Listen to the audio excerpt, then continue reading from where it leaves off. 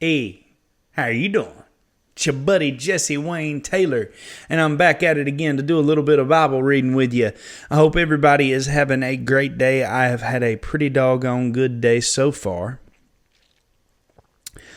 I do have to admit, after I got on here yesterday talking about how I didn't want to sin anymore, and I was going to make sure that I took such good account of, I was going to be so aware that I would be able to list out the sins that I committed in a day. Y'all, it ain't even, it just turned 1 o'clock and I have already sinned. I have already fallen short. Y'all know I am an ex-serial cusser, okay? I've already told y'all that. I would say that now I have a really bad habit of wanting to work some of that back into my life under my breath. You know what I'm saying? You know when you ain't saying it to no one else and no one else is around and you're upset, something happens that kind of bothers you and you just want to let a handful of them things go. Well, I don't know if y'all struggle like that, like I do, but that is a struggle of mine. And it says, forgive me, I'm not sure the exact verse. Maybe I should have looked it up before I started. But there's a verse in the New Testament that says, take captive every thought. And something to the extent of make it align with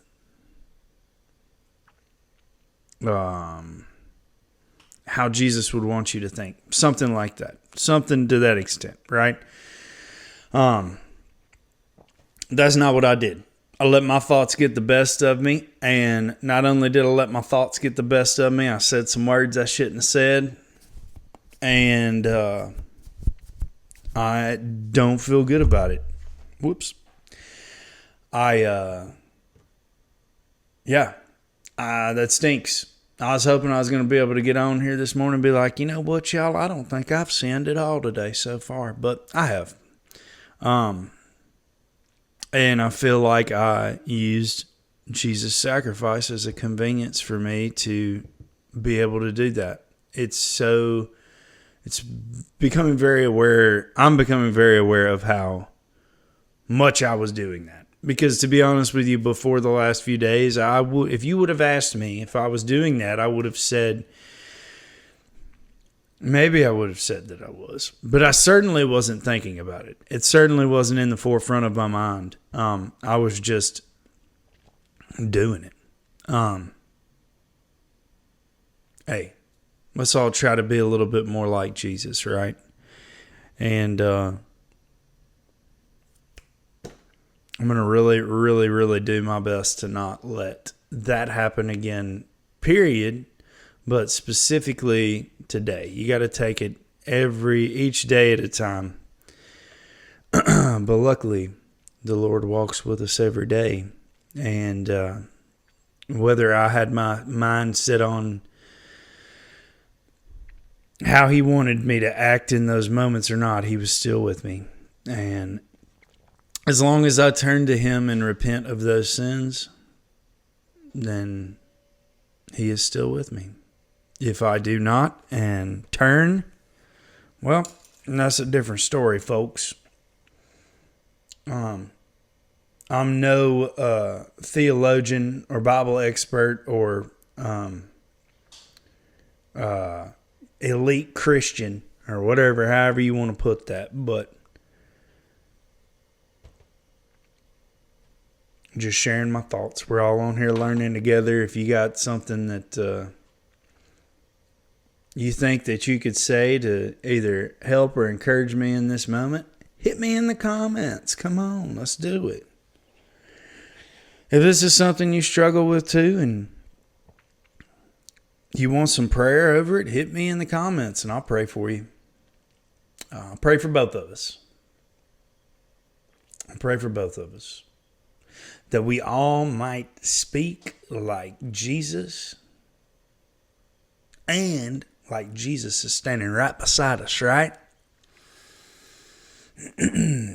Hey, I tell you what you say I quit babbling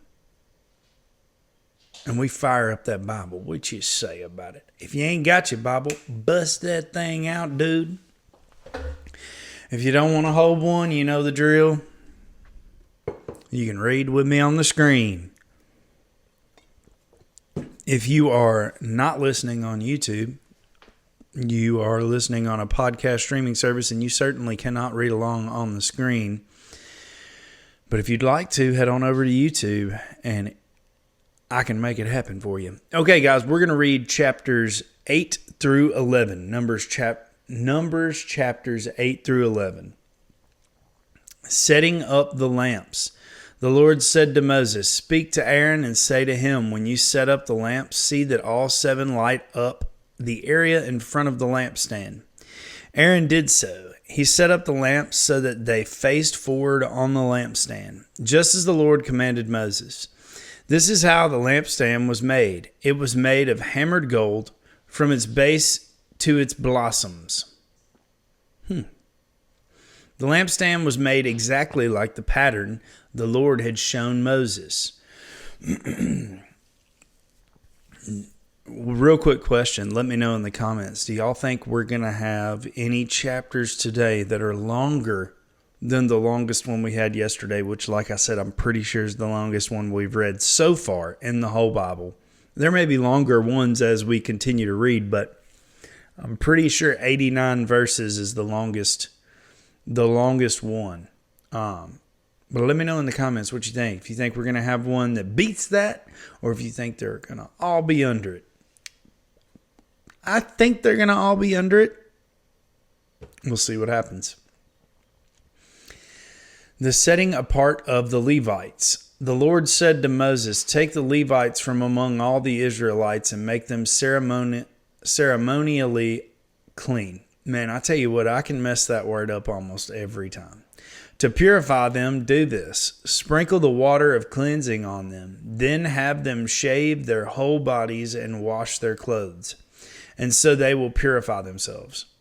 Have them take a young bull with its grain offering of the finest flour mixed with olive oil. Then you are to take a second young bull for a sin offering.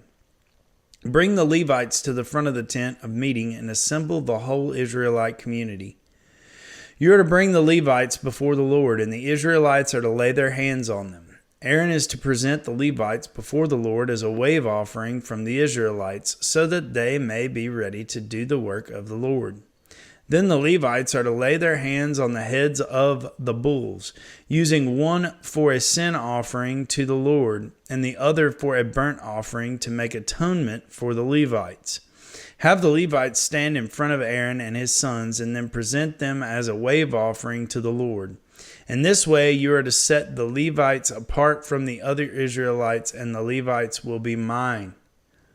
After you have purified the Levites and presented them as a wave offering, they are to come to do their work at the tent of meeting. They are the Israelites who are to be given wholly to me. I have taken them as my own in place of the firstborn, the first male offspring from every Israelite woman. Every firstborn male in Israel, whether human or animal, is mine. When I struck down all the firstborn in Egypt, I set them apart for myself. And I have taken the Levites in place of all the firstborn sons in Israel. From among all the Israelites, I have given the Levites as gifts to Aaron and his sons to do the work at the tent of meeting on behalf of the Israelites and to make atonement for them, so that no plague will strike the Israelites when they go near the sanctuary. Moses and Aaron and the whole Israelite community did with the Levites just as the Lord commanded Moses. The Levites purified themselves and washed their clothes. Then Aaron presented them as a wave offering before the Lord and made atonement for them to purify them. After that, the Levites came to do their work at the tent of meeting under the supervision of Aaron and his sons. They did with the Levites just as the Lord commanded Moses. The Lord said to Moses, "This applies to the Levites. Men 25 years old or more shall come to take part in the work at the tent of meeting. But at the age of 50, they must retire from their regular service and work no longer. They may assist their brothers in performing their duties at the tent of meeting, but they themselves must not do the work. This, then, is how you are to assign the responsibilities of the Levites. That was a short one. Numbers chapter 9. The Passover. The Lord spoke to Moses in the desert of Sinai in the first month of the second year after they came out of Egypt. He said, "Have the Israelites celebrate the Passover at the appointed time. Celebrate it at the appointed time at twilight on the 14th day of this month, in accordance with all its rules and regulations." So Moses told the Israelites to celebrate the Passover. And they did so in the desert of Sinai at twilight on the 14th day of the first month. The Israelites did everything just as the Lord commanded Moses, but some of them could not celebrate the Passover on that day because they were ceremonially unclean on account of a dead body. So they came to Moses and Aaron that same day and said to Moses, "We have become unclean because of a dead body. But why should we be kept from presenting the Lord's offering with the other Israelites at the appointed time?" Moses answered them, "Wait until I find out what the Lord commands concerning you." Then the Lord said to Moses, "Tell the Israelites, when any of you or your descendants are unclean because of a dead body or are away on a journey, they are still to celebrate the Lord's Passover, but they are to do it on the 14th day of the second month at twilight. They are to eat the lamb together with unleavened bread and bitter herbs." What would be bitter herbs, I wonder? "They must not leave any of it till morning or break any of its bones. When they celebrate the Passover, they must follow all the regulations. But if anyone who is ceremonially clean, and not on a journey, fails to celebrate the Passover, they must be cut off from their people for not presenting the Lord's offering at the appointed time. They will bear the consequences of their sin. A foreigner residing among you is also to celebrate the Lord's Passover in accordance with its rules and regulations. You must have the same regulations for both the foreigner and the native born. The cloud above the tabernacle on the day the tent of the covenant law was set up, the cloud covered it. From everything till morning, the cloud above the tabernacle looked like fire. This is how it continued to be. The cloud covered it, and at night it looked like fire. Whenever the cloud lifted from above the tent, the Israelites set out. Wherever the cloud settled, the Israelites encamped. At the Lord's command, the Israelites set out, and at his command they encamped. As long as the cloud stayed over the tabernacle, they remained in camp. When the cloud remained over the tabernacle a long time, the Israelites obeyed the Lord's order and did not set out. Sometimes the cloud was over the tabernacle only a few days. At the Lord's command, they would encamp, and then at his command, they would set out. Sometimes the cloud stayed only from evening till morning, and when it lifted in the morning, they set out. Whether by day or by night, whenever the cloud lifted, they set out. Whether the cloud stayed over the tabernacle for 2 days or a month or a year, the Israelites would remain in camp and not set out. But when it lifted, they would set out. At the Lord's command, they encamped, and at the Lord's command, they set out.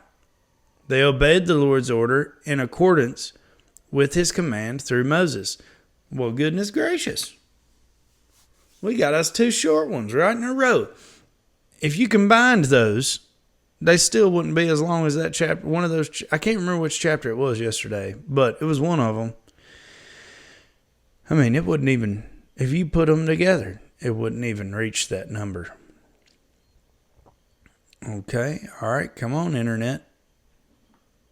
We got a little lag here. Come on. Okay.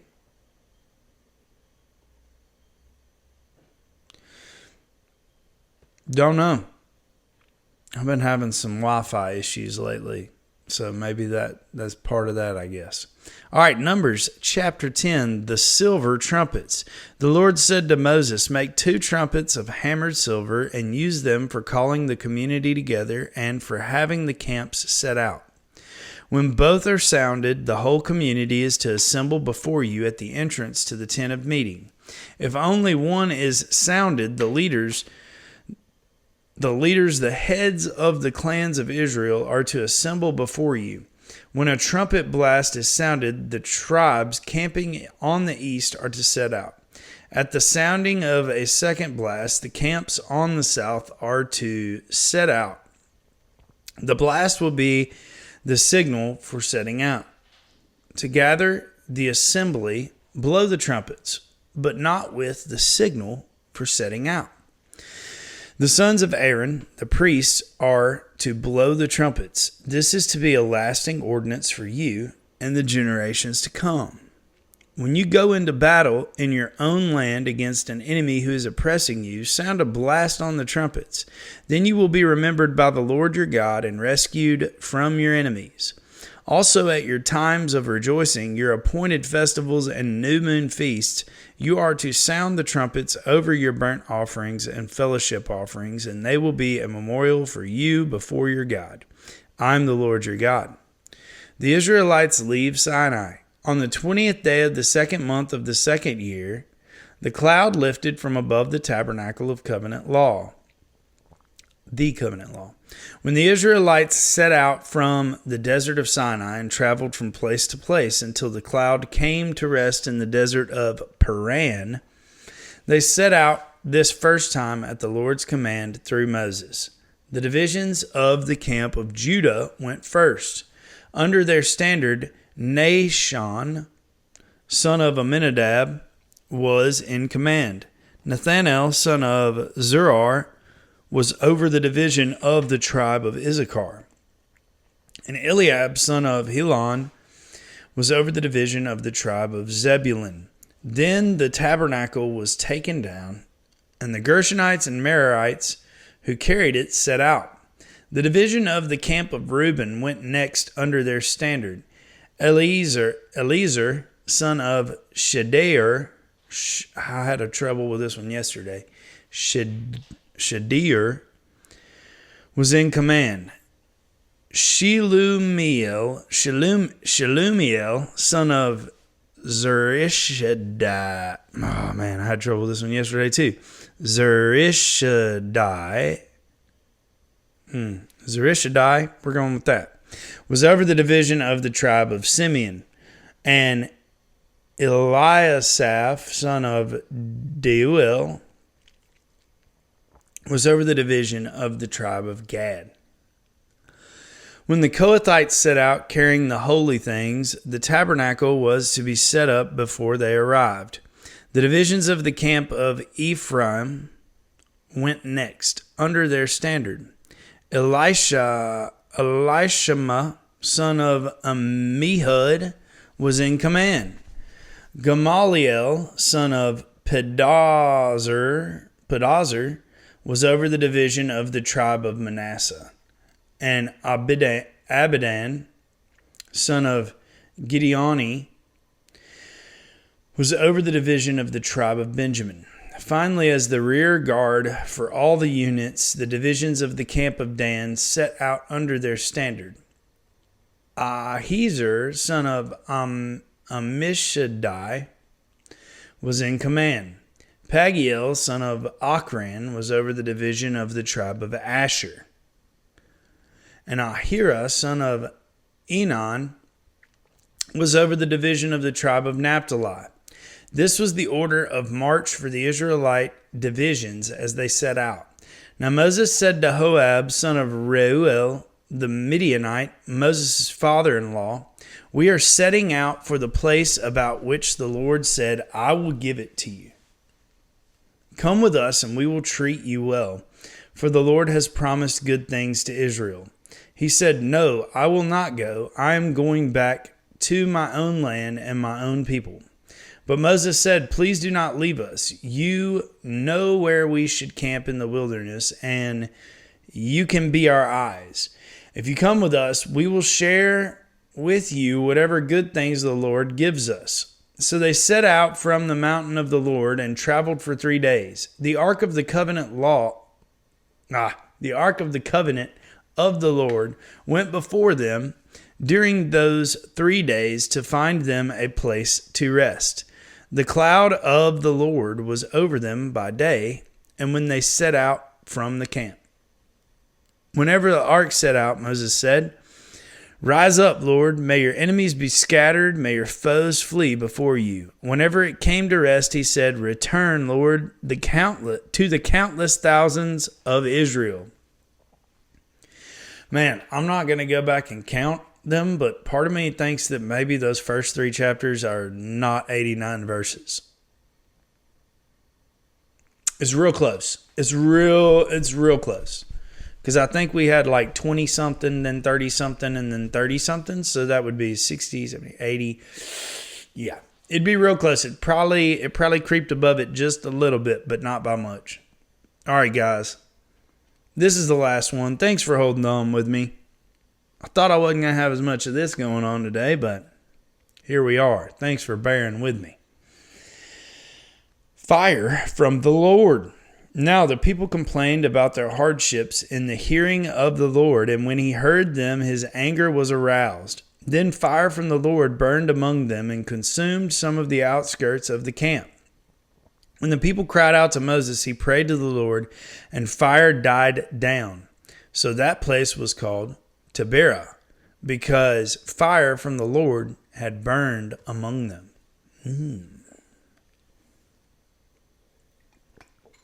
Quail from the Lord. Pause. I got to tell a little story here, man. I might have talked about this place before, but there's a Mennonite market like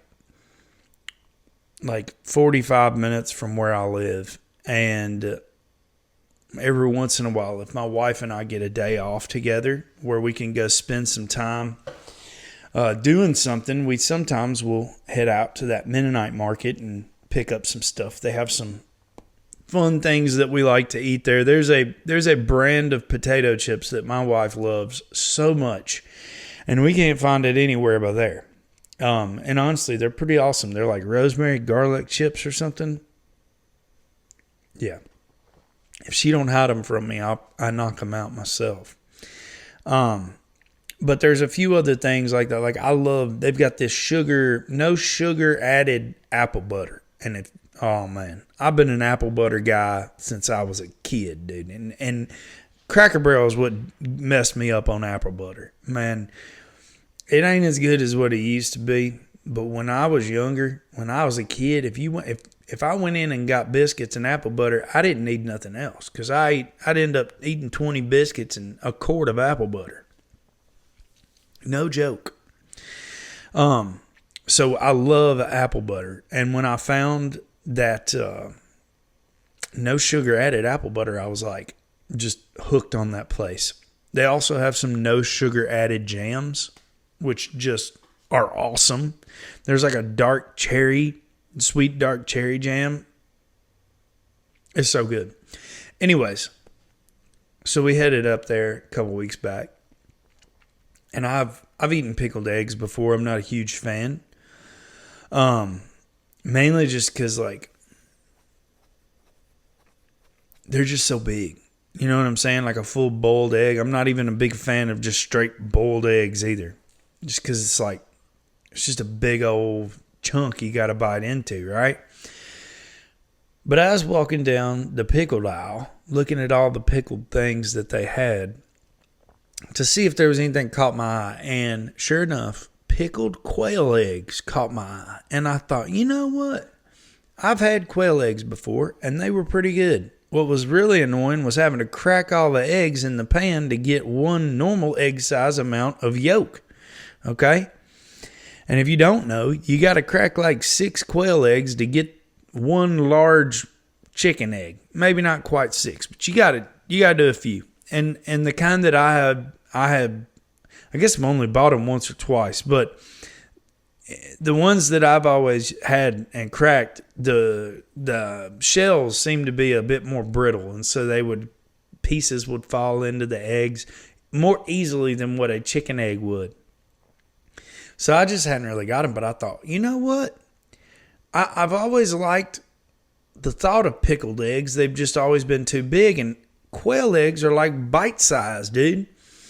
and I don't have to peel them. So I thought, I'm going to try some of these pickled quail eggs. Now, they didn't have the mild. They only had spicy, and luckily it ain't too spicy. But they put some garlic and some jalapenos, something else maybe down in there. I can't remember. Your boy is a big fan of pickled quail eggs. That's all I got to say. I mean, that's exactly the way I like it, dude. Little bite-sized chunks. I mean, if you take a cracker and put a little hummus on it, and then sit that egg, one of them little eggs on top of that hummus, and then put a little pickled red onion on top of that, maybe one of them pickled jalapenos, and pop that in your mouth, and then take a big old bite of a deer jerky stick.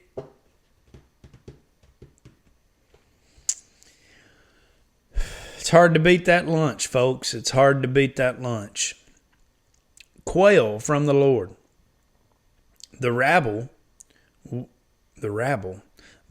with them began to crave other food. I'm not sure what a rabble is.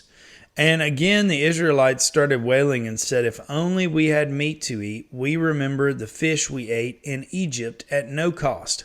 Also, the cucumbers, melons, leeks, onions, and garlic. But now we have lost our appetite. We never see anything but this manna. The manna was like coriander seed and looked like resin. The people went around gathering it and then ground it in a hand mill or crushed it in a mortar. They cooked it in a pot or made it into loaves, and it tasted like something made with olive oil. When the dew settled on the camp at night, the manna also came down. Moses heard the people of every family wailing at the entrance to their tents. The Lord became exceedingly angry, and Moses was troubled. He asked the Lord, why have you brought this trouble on your servant? What have I done to displease you that you put the burden of all these people on me? Did I conceive all these people? Did I give them birth? Dude, I'm just laughing because I could totally see myself in frustration saying some similar stuff, for sure. Why do you tell me to carry them in my arms as a nurse carries an infant to the land you promised on oath to their ancestors? Where can I get meat for all these people? They keep wailing to me, give us meat to eat. I cannot carry all these people by myself. The burden is too heavy for me. If this is how you're going to treat me, please go ahead and kill me if I have found favor in your eyes, and do not let me face my own ruin. All right, Moses is having a dramatic pouting session, and I can't dog him for that because I have those from time to time myself. The Lord said to Moses, bring me 70 of Israel's elders who are known to you as elders and officials among the people. Have them come to the tent of meeting that they may stand there with you. I will come down and speak with you there, and I will take some of the power of the Spirit that is on you and put it on them. They will share the burden of the people with you so that you will not have to carry it alone. Tell the people, consecrate yourselves in preparation for tomorrow, when you will eat meat. The Lord heard you when you wailed, if only we had meat to eat, we were better off in Egypt. Now the Lord will give you meat, and you will eat it. You will not eat it for just 1 day or 2 days or 5, 10, or 20 days, but for a whole month until it comes out of your nostrils and you loathe it. Because you have rejected the Lord who is among you till it comes out of your nostrils? That was a thick statement there. Because you have rejected the Lord who is among you and have wailed before him, saying, why did we ever leave Egypt? But Moses said, here I am among 600,000 men on foot. You know, I don't know if I've ever thought about that group of people being 600,000. That's 600,000 men. That's 600,000 men. At least that's what it says here. So that could mean, let's say, not necessarily every one of them, I'm sure, was married. But for kicks and giggles, let's say that between men, women, and children, there was probably, I would say there's probably double 600,000. That is a lot. That is a lot of people. So to be honest with you, I definitely ain't throwing any shade at Moses, because I would be probably complaining in the exact same way.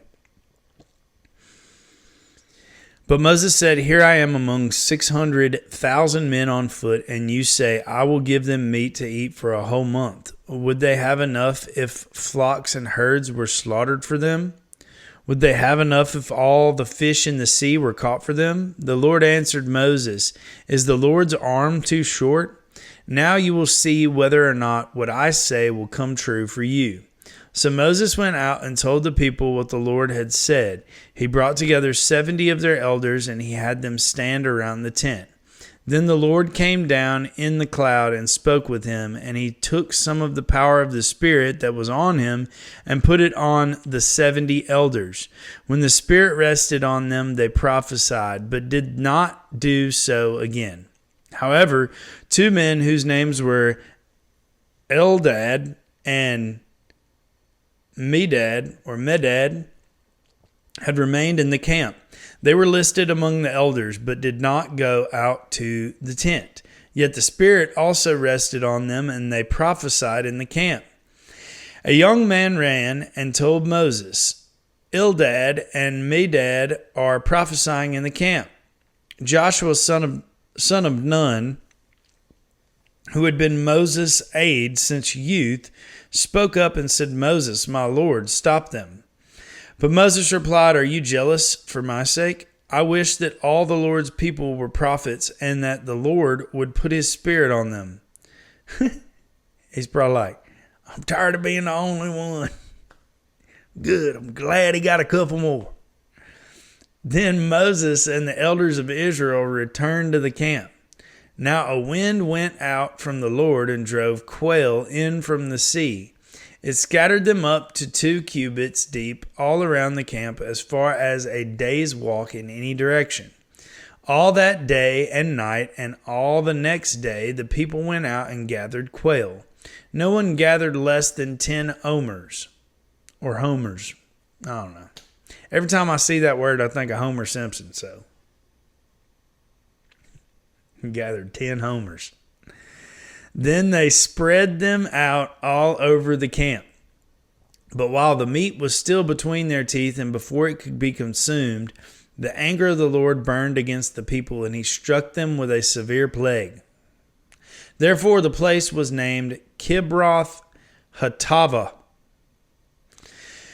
because there they buried the people who had craved other food.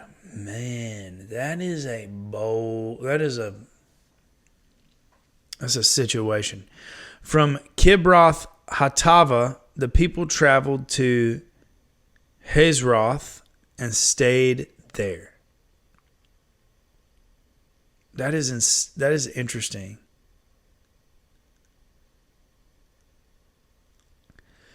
I'm going to go back and listen to that one again later. I want to get it. So sometimes, I don't know if you guys can relate, but I have always, when I read, sometimes I can read and be like, look, like I'll go through 3 paragraphs and then I'll be like, what did I just read?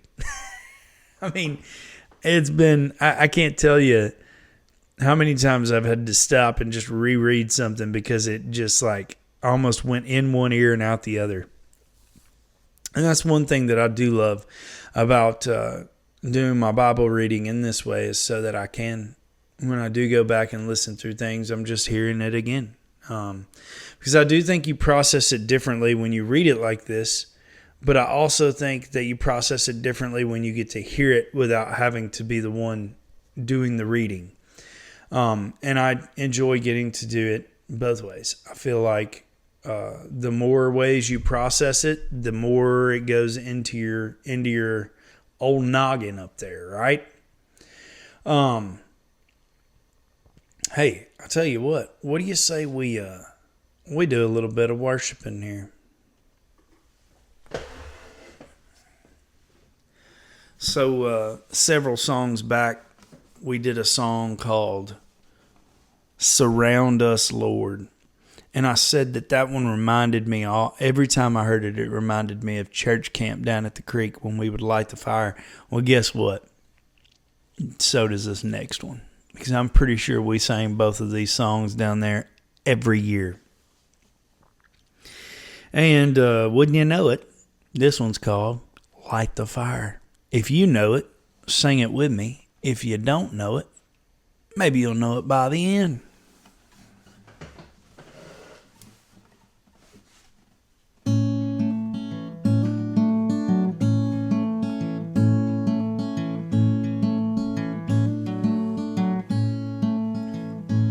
I stand to praise you, but I fall to my knees.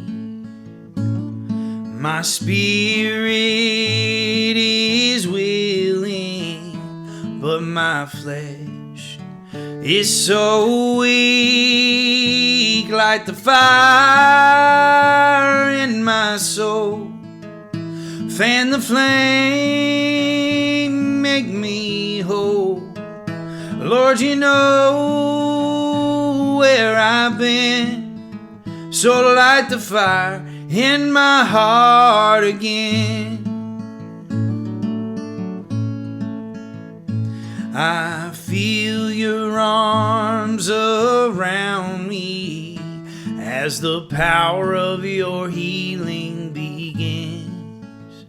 Your spirit moves right through me like a mighty rushing wind.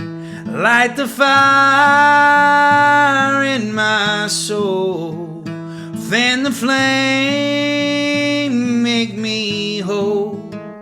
Lord, you know where I've been, so light the fire in my heart again. Sing it with me.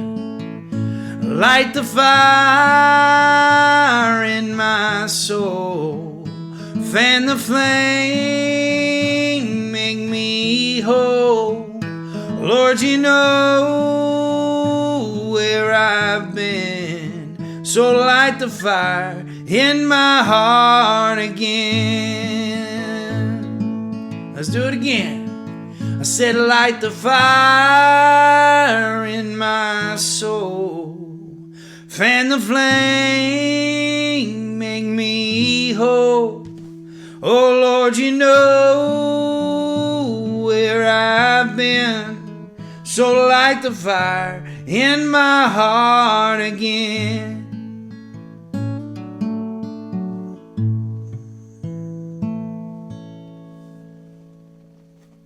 Amen. Hallelujah. Lord, light the fire in my heart again. Help me to take captive every thought. I'll tell you what, while I'm asking you, Lord, to help me do that, I'm going to look that verse up. Take captive every thought, because I want to memorize this one.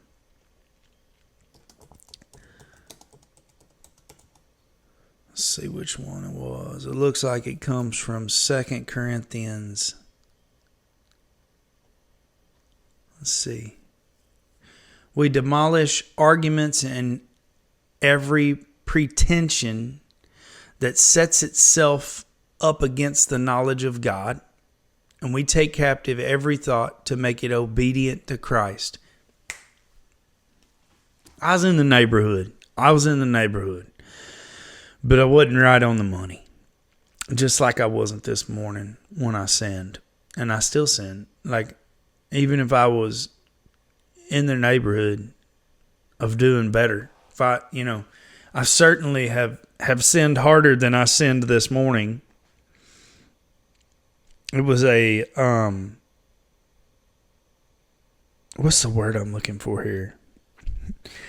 Even though God looks at all sin as sin, and there's no like ranking really, I do feel like I didn't, like I didn't actually like I wasn't saying those words around people or whatever, right? It ain't any better. In my head, I felt like it was better at the time, but it ain't. And we must take captive every thought and make it obedient to Christ. Every thought. And I'm going to continue to try as hard as I can to do that. And when I do fall short and I don't, I am going to get down on my knees and ask for forgiveness.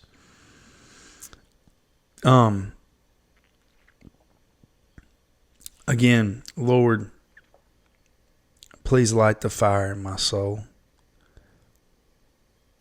I want to be fired up for the Lord. I want to be fired up for you. I don't want to be lukewarm. Help me to see all the things that will continually fire me up, and help me to take my eyes off of the things that keep me lukewarm. Thank you so much for Jesus. Amen. Hey guys. Thank y'all for hanging with me. It was a good Bible reading today. Thank you for worshiping with me. If you like what's happening on this channel, do me a favor.